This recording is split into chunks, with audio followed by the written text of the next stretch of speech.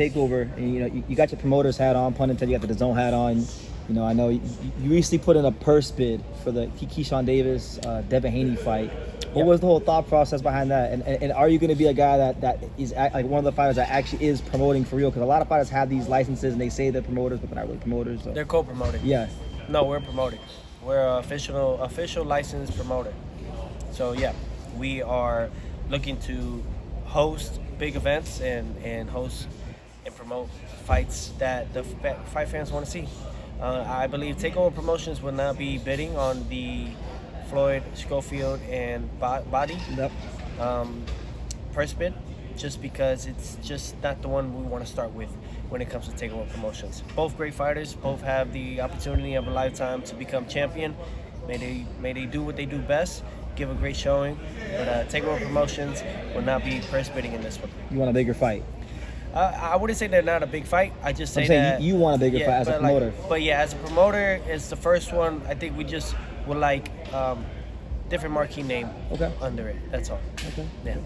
Well, like for the boxing fans out there, Tio, like we're seeing all these fighters signing to DAZN has all the other promoters. It can be a bit confusing. So could you, as much as you're allowed to, could you disclose like what are you allowed to do as a guy who's directly signed to DAZN as a fighter?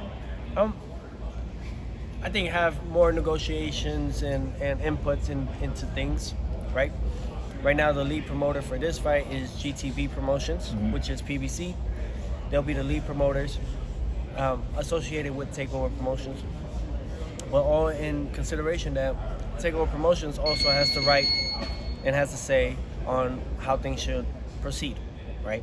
And I'm very grateful and thankful for DAZN for allowing this opportunity for Takeover Promotions and Teofimo Lopez. A lot of great things that come to it is really just the rights, the ownership rights, just having my fight films and everything of that nature and owning those things and having a bit more control than the average fighter would have. You never know if so, and it's a big if so, the Muhammad Ali Act, Revival Act occurs. This protects Teofimo from that, and we're looking to protect those in the near future if this bill does pass. So in a sense, you feel like with this, the structure of this deal, it actually is a deal that is looking out for the next generation of fighters. That's how I definitely asked for it to be, right? This deal with DAZN is my input and my assessment on it is to protect, but also at the same time give the exposure to the next generation of fighters. Thanks to DAZN, we also get to license, we get to show out and promote for Golden Gloves of America. So that's another partnership deal that we have occurred to as well. So we're supporting all the youth and amateur fighters and junior fighters at the same time, all in conjunction. DAZN is all about the sport, they're all about boxing, and they show me that every time. So to all of them, kudos to them. They really want to make boxing great again, and this is why it was the best deal for us. As far as your point about the Golden Gloves, does that entail like you're going to sponsor the Golden Gloves kids, or we get them to the fight? Like how do you guys work with them?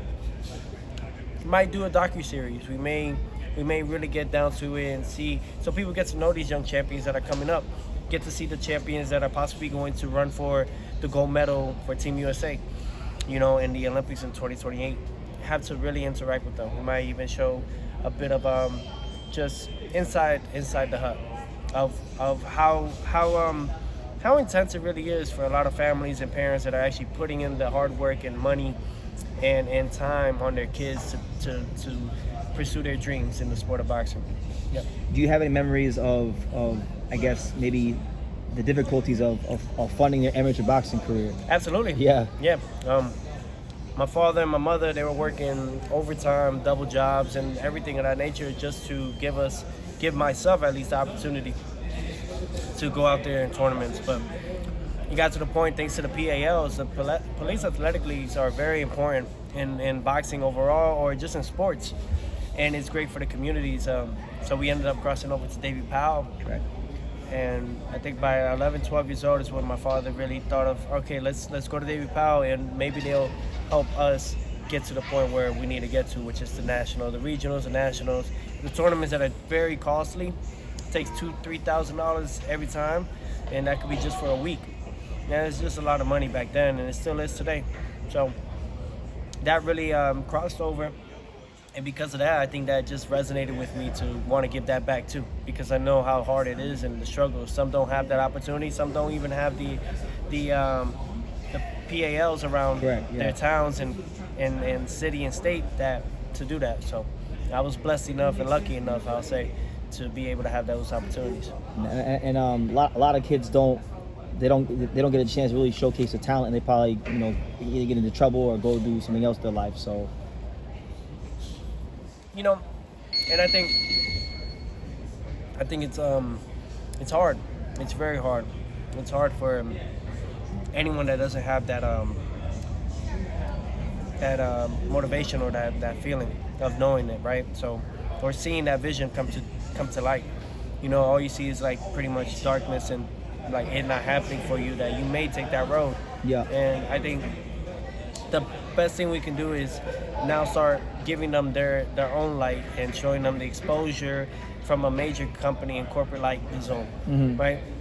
Showing them that, hey, if you get there, by chance you will get there, and with that, you're gonna get the exposure that you're looking for everyone to know your name and for other promoters and to pick up on it and really invest in your career.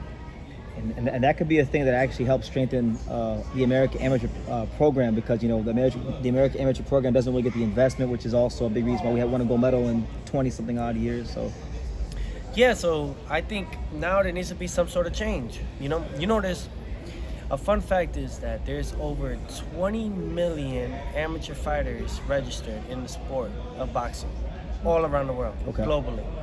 20 million plus, 20 plus million. And it's a fun fact.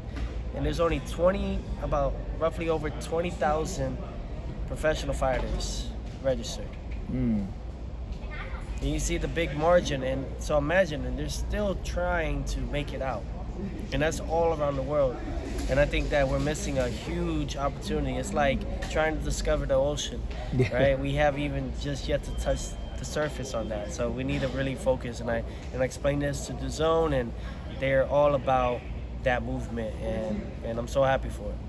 Well, I'm happy for it too, because I know so many amateurs, from back in South Florida, everywhere in America that they don't have a chance to even show their talent. Imagine 20,000 or 200,000 or more Teofimos in this world, or Devin Haney's in this world, or Ryan Garcia's in this world. They're out there. We just gotta go out there and look for them. Go and find them. Okay. Well, yep. I look for. I'll be looking out for that. That's really good stuff, you guys. It makes the sport greater, grander. Still the toughest sport in the world today. So we gotta show everyone why it is still that, and we gotta remind everyone why it's still a great sport to come on to. And we just gotta give hope and inspiration now. I think you can pray so much, but I think right now we need to put out our hand, not give them the financial they're looking for, but the opportunity to step in here and find it out for themselves. 1,000%. Apart from the amateur stuff, Teo, what, as a promoter, right? As a promoter, as a guy who is a creative, a fighter himself, what do you feel really needs to change in the sport of boxing to get it to where it needs to be?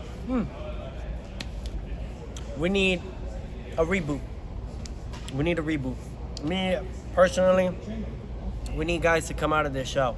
We need guys to really speak.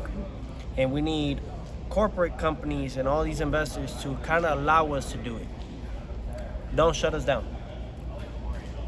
Yes, not to say the three bad words you can't say in industries, fine. The N word, the F word, the other word, but outside of that, let us be free. Let the consumers, let the product express itself fully. Let it, whether it's not the smartest product out there. It might not be the smartest product for some people, but for those that are related to it, it will.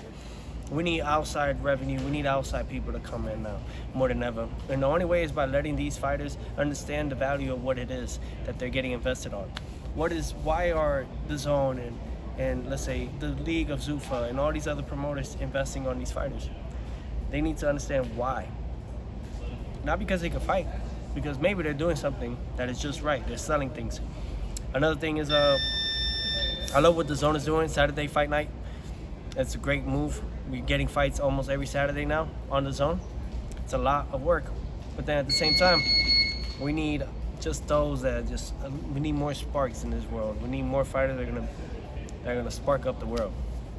And I think the only best way we can is by bringing in these amateurs. Okay. If we do, honestly, we gotta bring more out there to come in here. There's only a few. You want boxing to open its doors. Name me. How about this? Go ahead. Name me, and this is to everybody, but like, name me the fighters you could think of right now in the sport today, top, that you could think of that. Like as far as like anybody? And the whole boxing profession. Okay, you got Naoya Inoue, yourself, Devin Haney, Shakur Stevenson, Ryan Garcia, Tyson Fury, Anthony Joshua, Alexander Usyk. You got Jairo Pataya. You got Bruce Carrington, Angelo Leo, Rafael Espinoza. You got, Keyshawn Davis. You got, who else? Sebastian Fundora, Jaron Ennis, Xander Zayas. There's no more than 50 probably. Okay, but half of that 50 is probably going champions. to bother me. Mostly champions I named. Yeah, mostly champions you named, right? Off the top. I can name prospects too, but yeah. But you can name prospects too, right? But outside of prospects and champions, some of the current champions are on the way out. Correct. Majority on the heavyweight side of the weight class are on their way out. They're about to retire. They got maybe 1-2 more fights left in them. So what happens to the sport then? Everybody remember boxing as the sport of the heavyweights. Correct. Champions of the heavyweights. The guys that were gonna knock each other out within less than 6 rounds. Now, what does that do? So there is something that we gotta worry about, and I think that we're missing a lot of it. We're missing a lot of the opportunities of maybe not everybody that you just named needs to have some of that share. They already made a name for themselves. I think the ones that need to get pushed a little bit more are the ones that are coming up. Maybe the prospect of the years, maybe the prospects or the rising stars, or the fighters that are at the regional title level.